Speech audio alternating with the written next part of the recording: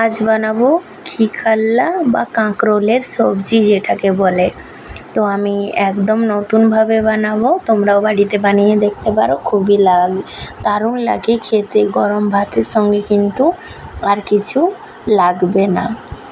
বৃষ্টির টাইমে কিন্তু পাওয়া যায় কাঁকরোল। আমি কড়াইতে পোস্ত, 2টি শুকনো মরিচ গরম করে নিচ্ছি, এটা পেস্ট করে নিয়েছি।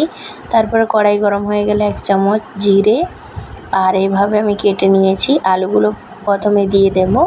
আলুগুলো লাল লাল হওয়ার পরেই কিন্তু কাঁকরোলটা দিতে হবে। এখন বাজারে তোমরা পেয়ে যাবে। যারা একদমই কাঁকরোল রান্না করতে পারো না বা খেতে ভালোবাসো না, এই পদ্ধতিতে বানিয়ে দেখবে, খুবই দারুণ লাগে খেতে।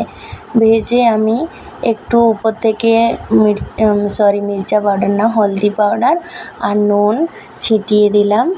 তারপরে দিয়ে দিচ্ছি আদা পেস্ট। আমার এখানে পেস্ট করতে গিয়ে জল হয়ে গেছিলো। আর উপর থেকে দিচ্ছি কাশ্মীরি মির্চা পাউডার, একটু কালারটা যাতে ভালো হয়।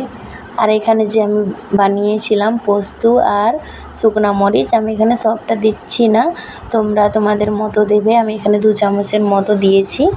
খুবই দারুণ লাগে। তোমরাও বাড়িতে ট্রাই করে দেখবে। কে কে ট্রাই করেছো কমেন্ট করে জানাবে। আমার চ্যানেলে নতুন হলে সাবস্ক্রাইব করে দিয়ে একটি শেয়ার করে দাও।